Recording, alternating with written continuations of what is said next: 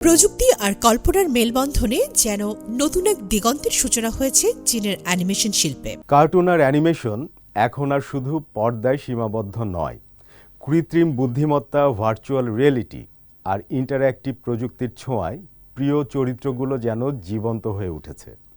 চীনের হাংচৌতে অনুষ্ঠিত এক আন্তর্জাতিক উৎসব দেখিয়ে দিচ্ছে প্রযুক্তি আর ঐতিহ্যের এই মেলবন্ধন ভবিষ্যতের বিনোদন জগৎকে কোথায় নিয়ে যেতে পারে।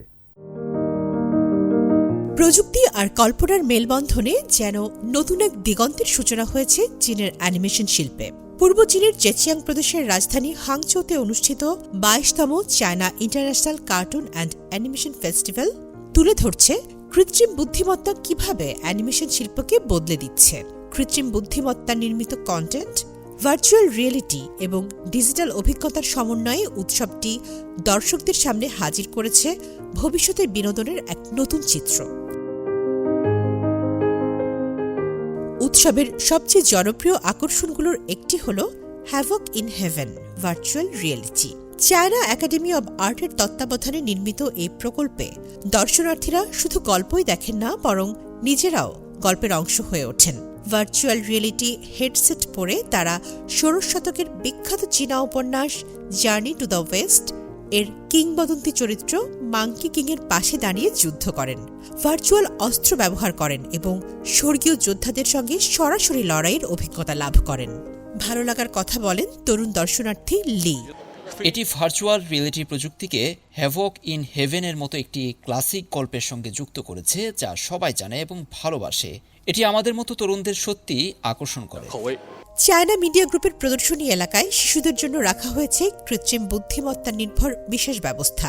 এখানে ছবি থেকে ভিডিও তৈরি, তাৎক্ষণিক ডিজিটাল অবতার উপস্থাপনা এবং বুদ্ধিমান চরিত্রের সঙ্গে কথোপকথনের সুযোগ রয়েছে। দ্য লেজেন্ড অব নেচা এবং জার্নি টু দ্য ওয়েস্ট এর জনপ্রিয় চরিত্রগুলো যেন জীবন্ত হয়ে শিশুদের সঙ্গে কথা বলছে, খেলছে এবং একসঙ্গে নতুন কিছু সৃষ্টি করছে। উৎসবে আরও রয়েছে কৃত্রিম বুদ্ধিমত্তা চালিত সবুজ পর্দা প্রযুক্তির মাধ্যমে চলচ্চিত্র নির্মাণের অভিজ্ঞতা। একটি ছবি তুললেই দর্শকের অবিকল আদলে তৈরি হচ্ছে অ্যানিমেটেড ভিডিও। একই সঙ্গে তাৎক্ষণিকভাবে সেই ছবি মুদ্রণ করেও নেওয়া যাচ্ছে। হাংচৌ ইরেন কোংশেং কালচার টেকনোলজি কোম্পানি লিমিটেডের প্রধান নির্বাহী কর্মকর্তা হে জুনখাং জানান তাদের ভবিষ্যৎ পরিকল্পনার কথা।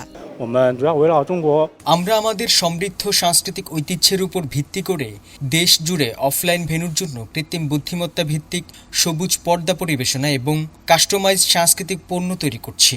আমরা চীনা অ্যানিমেশন উদ্ভাবনের ভবিষ্যতের জন্য আরও তরুণদের সঙ্গে কাজ করে প্রুফ অব কনসেপ্ট পরীক্ষা নিরীক্ষা চালাতে শুরু করছি।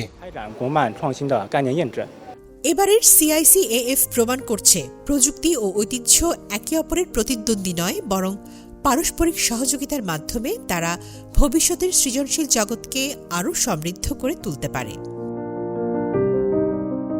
তামান্না জেনিফার, CMG বাংলা।